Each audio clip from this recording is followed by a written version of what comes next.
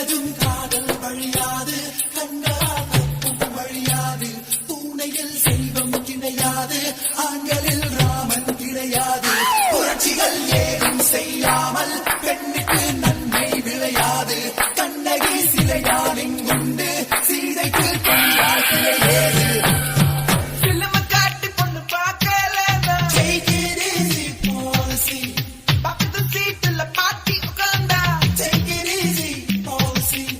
பண்டிகை தேதி சண்டேயில் வந்தா